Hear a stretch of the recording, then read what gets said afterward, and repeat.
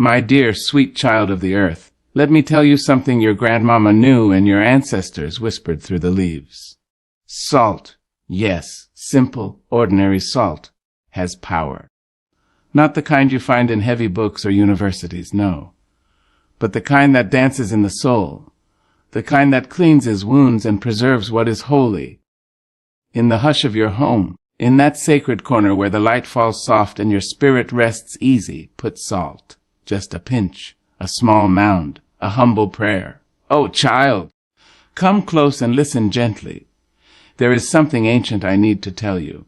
Not something new, no.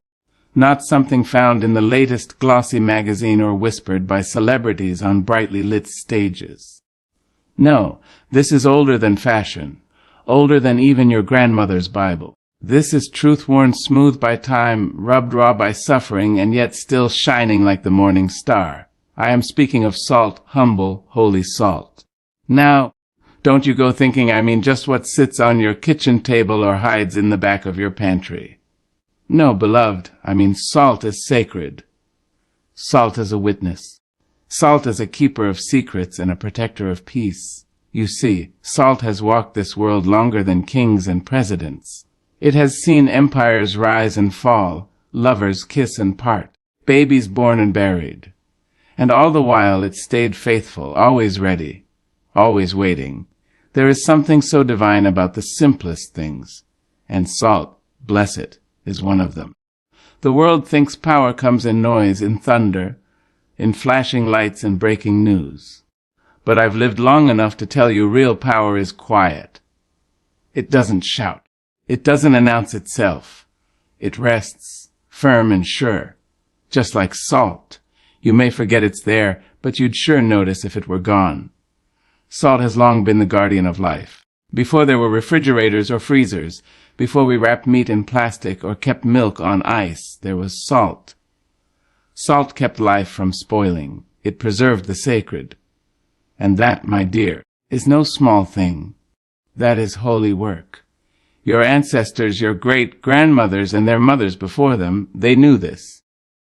When they laid their babies down in tiny cribs and prayed over them with tears in their eyes, they might have tucked a little salt under the crib or behind the door, not because they were superstitious, but because they understood the language of the earth. They knew that salt could speak where words could not. Salt could bind and bless, shield and sanctify. And do not think this is a truth buried only in black history or old folk rituals. No, no. You will find salt in temples and tabernacles, in the corners of mosques and under altars in ancient cathedrals. The Jewish people called it the covenant of salt, a symbol of endurance and divine promise. Jesus himself said, "You are the salt of the earth." Not diamonds, not gold, salt. Because salt is faithful, salt stays.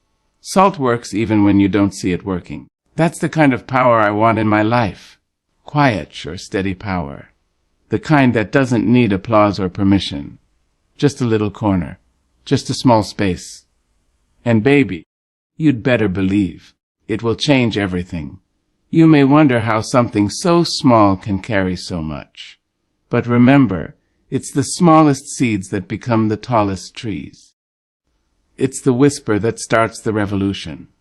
And it is the grain of salt, yes, that tiny crystal, that can shift the entire spirit of a room. Have you ever walked into a place and felt the air just rung? No one said a word, but the atmosphere was heavy. Maybe folks smiled, but it didn't reach their eyes. The room was filled with ghosts, not of the dead, but of disappointment, envy, fear. That's when salt becomes your quiet companion.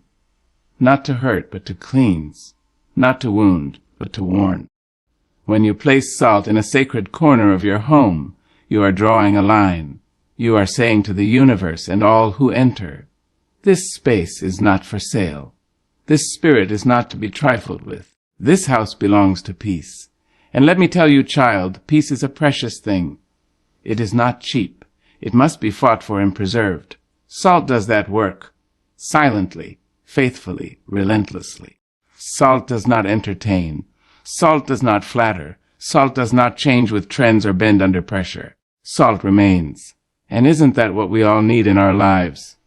People, rituals, truths that remain, that do not betray us when storms come or when joy is scarce, that stand when we can't, that protect us when we are too tired to protect ourselves. I have seen it with my own eyes. A woman, worn and weary, poured salt into the corners of her home and prayed. Just a soft whisper, no louder than a hum. She didn't have much, just her faith, her sorrow and her salt. And baby, wouldn't you know it? Slowly but surely the heaviness lifted. Not all at once, no. But the anger that used to rise in her kitchen found no place to rest. The fear that used to sit on her couch lost its grip. And one day she laughed again. Real, from the belly laughter that shook the walls and made her plants dance on the windowsill. Don't you underestimate what is sacred just because it is simple. Salt, my love, is sacred because it knows. It knows how to heal. It knows how to hold on. It knows how to draw out the bad without harming the good. It is wisdom you can touch, power you can hold in your palm. So the next time you pass by your spice rack or stir your pot of beans, pause for just a moment. Look at that salt with new eyes. Know that what you hold is not just seasoning. It is story, it is spirit, it is strength. And when you take it in your hand and place it gently into that sacred corner of your house, don't just toss it and walk away. No. Place it with reverence, with intention. Speak over it. Bless it. Let your soul rise up and tell the world, this is holy ground. This is where peace lives. This is where I rest, and I will not be moved. Because salt, sweet child, doesn't just flavor your food. It flavors your faith. It preserves your peace. And it guards your grace. Always has, always will. My darling heart, let me say this plain and strong so that your spirit hears it louder than your ears ever could. In your home is not just where you lay your head. It is where your soul takes refuge. It is the temple of your becoming, the garden where your peace blooms, the altar where your prayers rise like smoke into heaven. Your home, yes, your home is holy ground. It is sacred, not because it is perfect, but because it is yours. And that alone is enough to make it worthy of honor. Too many of us walk around this life exhausted, misunderstood, wounded by the world outside, looking for a place to exhale. We search for sanctuary in other people's arms, in crowded rooms, in places where the music is too loud and the lights too bright. But let me tell you this. Beloved, your sanctuary has been waiting on you all along. It's not down the road. It's not across the ocean. It's right there in the quiet corners of your own home. There is something holy about a space that is claimed with love and guarded with intention. The world can be cruel. Life, oh yes, life can batter your soul like rain on a tin roof. But when you step into a home that has been tended to with reverence, a home where peace is not a guest but a resident, the weight begins to lift. Just a little.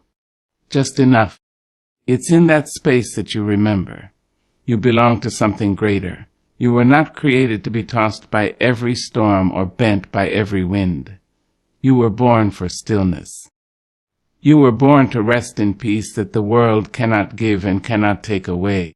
When I say home, I don't mean a mansion with marble floors or a place that could be printed in the pages of a glossy magazine. No, baby. I mean wherever you find yourself. A one-bedroom apartment, a little country house, a room you rent, even a back porch that gets the morning sun. Whatever space is yours. That's the sacred ground I'm speaking of. But here's the thing, and don't you miss this, your home will not become holy just because you live in it. Oh no, holiness comes with intention. Peace comes by invitation. You must tend to your home like you would tend to a child, a friend, a fragile flower. You must speak to it. You must bless it. You must protect it. Not just from burglars or bad weather, but from bitterness, from gossip, from jealousy, from fear. That is where the salt comes in. Salt is not just about the corner. It is about the claiming of space, When you place salt in that sacred corner, you are not just doing a ritual. You are marking territory.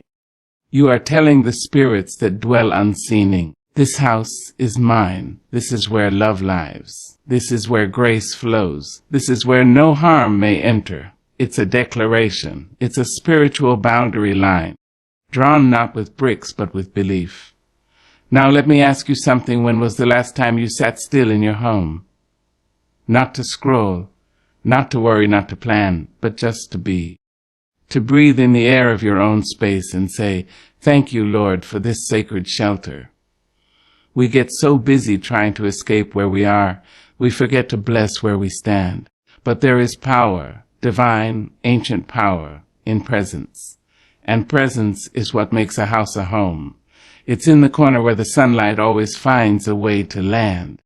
It's in the chair where your mother once sat or your child curled up and fell asleep.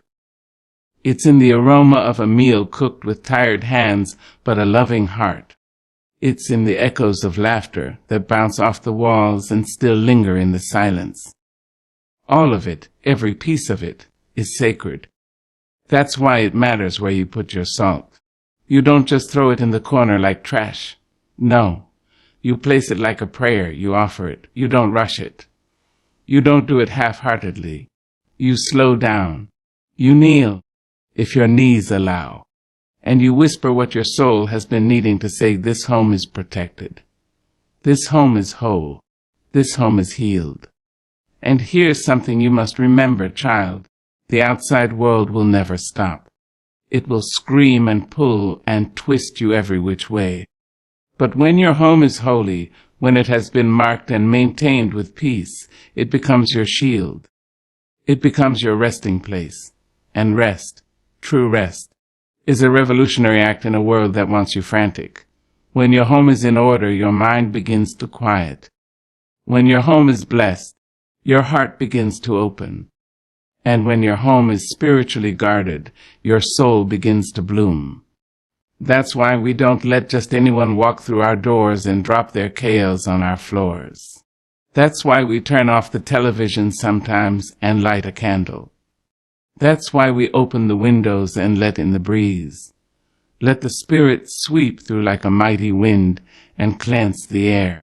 Because we know, that home is not just a place to stay, it's a place to become. You become yourself in your home. You unfold. You shed what the world forces you to carry. You cry, you laugh, pray, you rest. And in all of that becoming, your home becomes sacred too. So let your home hear your songs. Let it witness your stillness.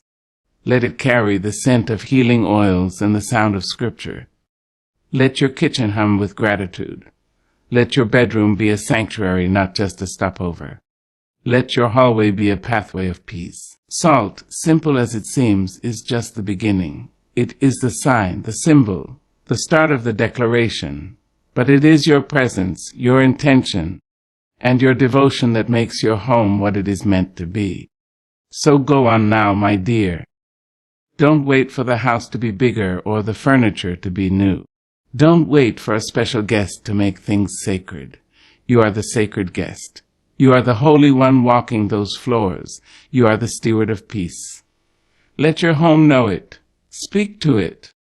Bless it. Place that salt with all the authority of your ancestors who survived and thrived and kept their homes holy even in the midst of storms. And when you do, when you truly bless your home as sacred ground, you will not have to tell people. They will feel it. They will walk through the door and feel the peace fall on them like soft rain. They will know this is no ordinary house. This is a temple. And you, beloved, are the keeper of its light. Ah, beloved, lean in close and hear me with the ears of your spirit, because what I am about to tell you is not found in textbooks or taught in crowded classrooms. This is old wisdom. This is soul wisdom. The kind of knowing passed down on porches and in whispers, in lullabies and bedtime prayers, in the rhythm of a rocking chair and the warmth of a Sunday dinner. It is the truth that your ancestors held in their hearts when the world refused to see their light. It is the sacred power of intention. You see, my dear, power doesn't always look like fire or thunder. It isn't always loud. Sometimes the most powerful thing in the world is a quiet choice made in the stillness of dawn. Sometimes the universe shifts not when we shoot, but when we decide, firmly, softly, deeply, that we are going to live with purpose. That's what intention is. It's a whisper that roars. It's the unseen hand shaping the visible world. When you place salt in a corner of your home, it is not the act alone that changes the air. It is the meaning behind it. The salt is simple, but your soul is not. You, with your tender wounds and tireless heart, are the true vessel of power. The salt listens to you. It moves in response to your will. And that will, baby, that will is sacred. Intention is the oil in the lamp, the spark that lights the candle, the breath that turns a thought into a prayer. Without it, our rituals are empty. Without it, our gestures are hollow. But when we move with intention, the heavens bend low to take notice. That is why your grandmother could sweep the floor in the morning and call it prayer. Why your grandfather could hum a gospel song while fixing the porch and angels would gather on the steps. Because they did it with intention, with purpose, with awareness of the divine. They were never just living. They were offering their lives to something higher. And you, my sweet soul, you are no different. When you wake up in the morning and say, peace will live here, you are not just speaking, you are commanding. When you walk through your rooms and say, love abides in this house, you are not just decorating your walls with words. You are decorating your life with power. You have been taught, perhaps, that intention is too soft, that it's just wishful thinking, that only action matters. But child, what good is action without direction? What good is motion without meaning? A train moving fast in the wrong direction only takes you farther from your destination, but a single step taken with intention can rewrite your whole story. That is why salt, humble, quiet, unassuming, can shift the atmosphere when placed with care.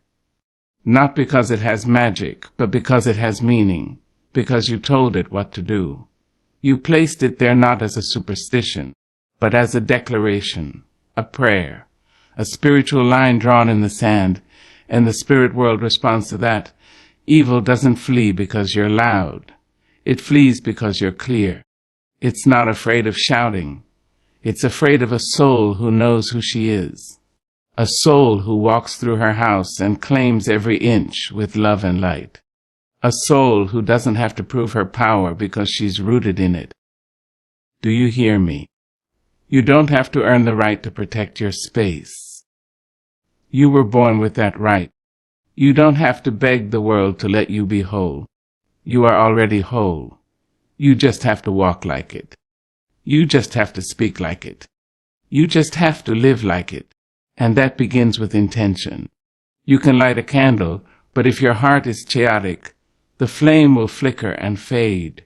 You can say a prayer, but if your mind is scattered, your words won't find their way home.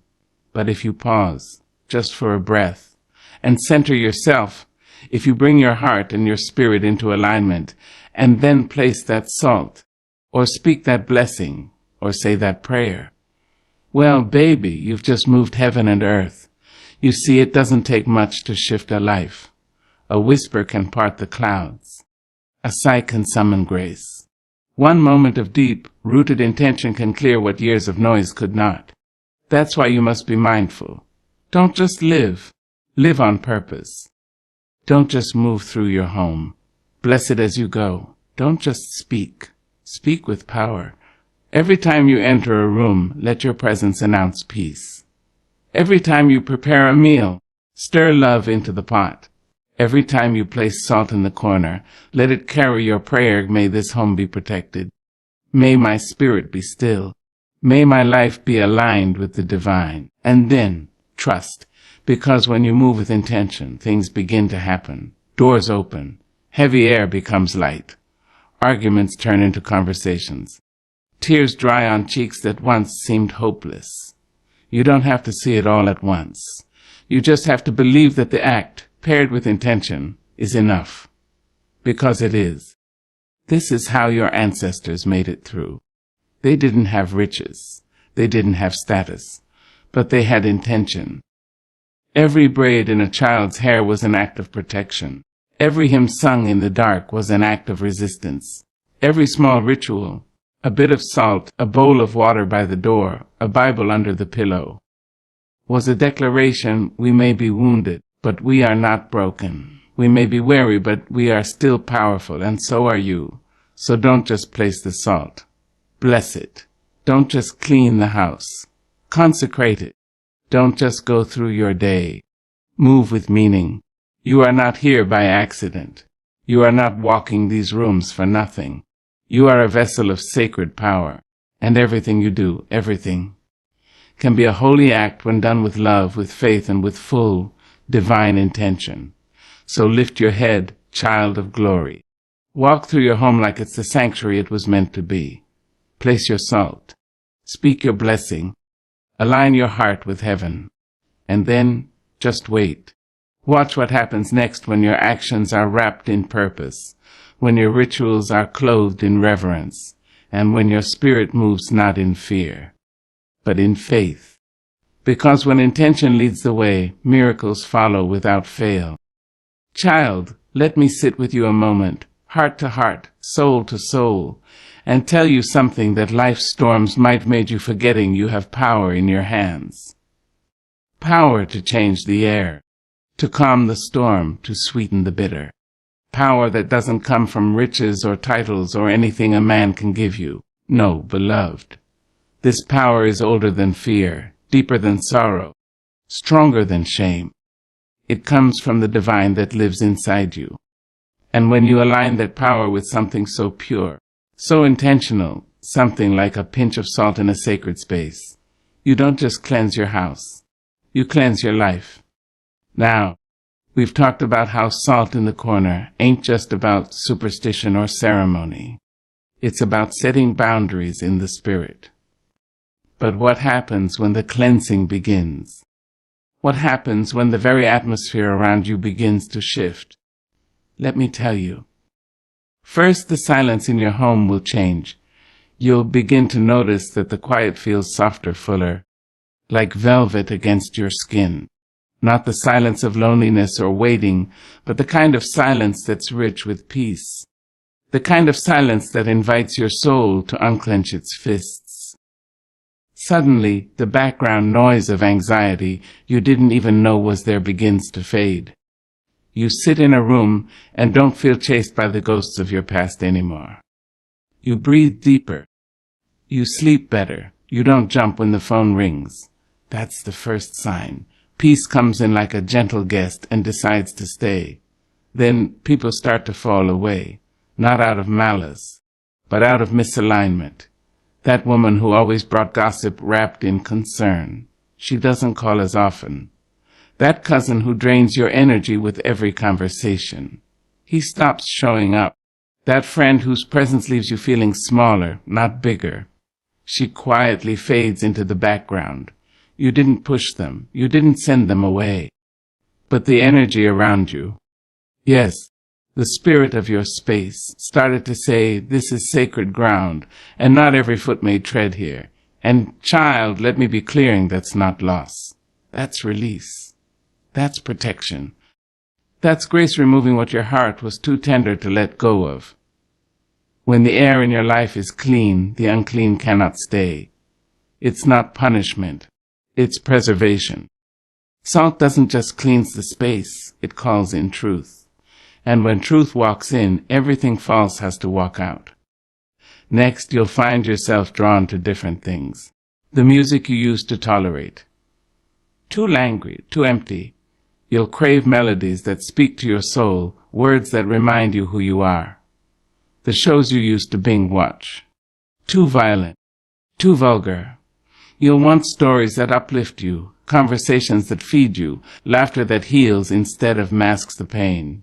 Your tastes will change, not just in entertainment but in life. Suddenly, you want to clean not just because company's coming, but because your spirit can't rest in chaos anymore. You light candles not for aroma alone, but for atmosphere.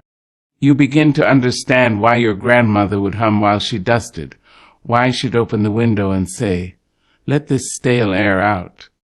She was cleansing more than dust, child. She was releasing heaviness. Salt in the corner is not just a placement. It's an invitation. It says to the divine, "Come in, dwell here, make this home a sanctuary, a refuge, a safe harbor for my weary soul." And when you open that door wide to peace, peace begins to rearrange everything. You won't even notice it at first. But one day you'll walk in after a long day, and the space will meet you like an old friend. No tension in your shoulders, no heaviness in your chest, just peace stretching her arms to embrace you. And then the blessings come. Oh yes, child, don't think God won't reward a soul that tends to their temple. Don't think the Spirit won't pour into a place where peace is honored. After the cleansing comes the clarity.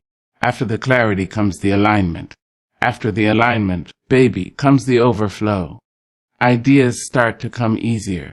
You begin to see answers where before you saw only confusion. Opportunities find you. Resources flow to you. Your body starts to feel lighter. Your laughter comes quicker. Your tears, when they fall, cleanse instead of crush. You don't feel as rushed. You don't feel as afraid. You stop comparing yourself to others because you finally feel at home in your own life. You begin to pray, not just when you're desperate, but because you want to talk to God. You begin to dance, not because anyone's watching, but because your spirit needs to move. You begin to forgive, not because they apologized, but because your freedom matters more than their recognition.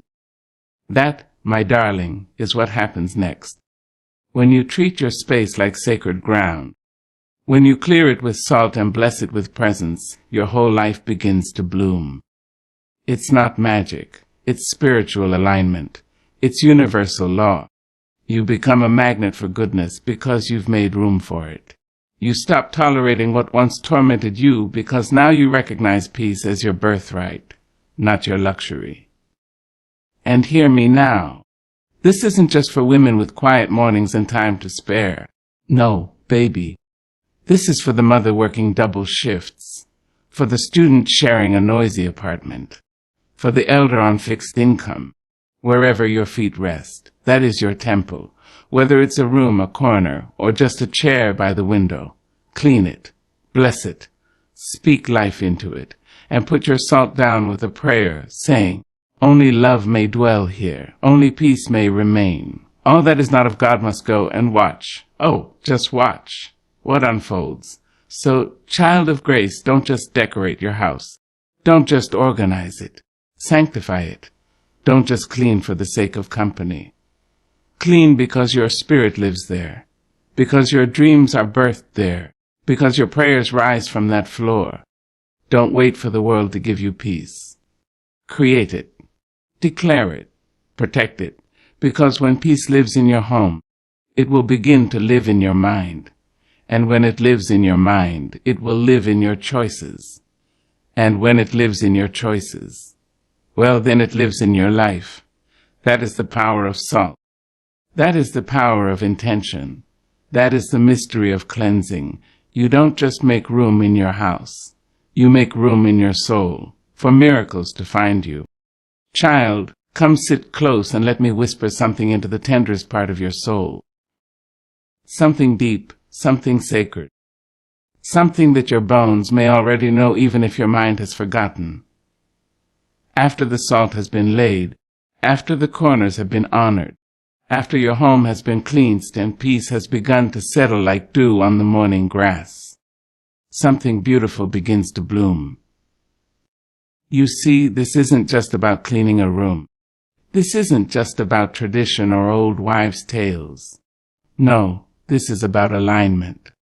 This is about awakening the divine protection that has always been hovering over you, waiting for you to say yes, waiting for you to believe you are worthy, waiting for you to prepare the space both around you and inside you. Now, I want you to understand. This protection isn't loud. It doesn't walk in with a trumpet. It doesn't knock everything over to make itself known. No, child, divine protection is gentle. It is like a soft hand guiding you away from a road you shouldn't take. Like a whisper in the middle of the night telling you, "Don't worry, baby. Rest. I've got you." Like the moment you pause before making a choice, and somehow, some way, you choose peace instead of pain. That's protection. When you place salt in a sacred corner and do it with clear, heartfelt intention, you aren't just performing a ritual. You're inviting in guardianship. You're saying to the heavens, this home is under watch. This life is under divine care. And the spirit world listens. Oh yes, it listens. It nods in agreement. It says, finally, she knows she deserves to be safe. Now don't be surprised if, after that invitation is made, things begin to shift around you. Quickly. Don't be surprised when the phone rings and it's someone you've outgrown, someone whose energy you no longer carry the weight for. Don't be shocked when you feel uneasy in places that once felt familiar. That's your spiritual radar becoming sharper. That's your inner compass saying, this space isn't for me anymore. Protection isn't just about keeping evil out. No, beloved. It's about guiding you to what is for your highest good. It's about rerouting you away from heartbreak before you even know your heart is in danger. It's about saving you from conversations, connections, and choices that would have delayed your destiny. And it begins the moment you declare your space as sacred ground. I've seen it too many times not to believe it down in my bones. A woman places salt in her room with prayer in her breath, and suddenly the atmosphere changes. She finds herself saying no when she used to say yes just to keep the peace. She finds herself standing a little taller, resting a little deeper, trusting a little more. That's not arrogance. That's not pride. That's the confidence that comes from being covered. And let me tell you something else, my sweet soul. Protection doesn't always feel like a warm blanket. Sometimes it feels like a closed door. Sometimes it feels like a goodbye that you didn't want but desperately needed. Sometimes it looks like delay, rejection, isolation. But trust me, every no that comes after your sacred space is cleansed, every redirection that shows up on your path, it's love in disguise. It's heaven saying you asked for peace. I'm clearing the path for it. Sometimes God protects you not by shielding you from pain, but by giving you the strength to walk through it and not lose your joy. Sometimes the protection is not in what you're saved from, but in what you learn while walking through the fire. And child, after that salt touches your home with purpose, you begin to walk differently. You begin to recognize that you're not alone, that angels stand at your doorposts, that grace follows you into every room, that no weapon, emotional, spiritual, or spoken, can prosper against you. And it's not superstition, it's recognition. It's the knowing that the same God who carved mountains and hung stars in the sky has sent divine watchers to walk beside you. They don't need your perfection. They need your permission. And the moment you bless your space, the moment you set the salt down and whisper, "Only love lives here," you are giving heaven permission to protect what is yours. Now, I'm not promising that troubles won't come. Even Jesus had to face storms. But child, storms look different when you know the one who calms them walks beside you. You'll find yourself in cows and still find peace. You'll walk into hard places and still carry light. That's the covering. That's the protection. That's the miracle of claiming your space and calling it sacred. And don't think for a minute this protection is passive. Oh no, baby. It's active. It moves for you. It wars for you. It blocks what you can't even see. There are things that were coming for you that got turned around in the spirit. Things that would have drained your energy, poisoned your heart, broken your will. But they hit the wall of your intention, the wall of your prayer, and they turned away. That's how powerful your yes is. When you say yes to peace, chaos cannot remain. When you say yes to protection, harm has to go. When you say yes to sacredness, everything profane must bow. So, light your candle if you must. Place your salt with reverence. Sweep your home with love. But above all, believe that you are not alone, that there is a force greater than you, around you and within you, guiding, guarding, covering. There is no corner too dark, no room too small, no path too broken for divine protection to enter. The salt may be simple, but your intention is mighty. Your soul is mighty. Your prayers are mighty. And when you walk in that truth, when you live it, breathe it, embody it, you don't have to fight everything. You simply stand and heaven fights for you. So go on now, child of light, place your salt, bless your space. Walk through your rooms and say, this is holy ground. Lift your chin, rest your spirit. You are covered, you are seen, you are guarded. And from this day forward, you will never walk alone again.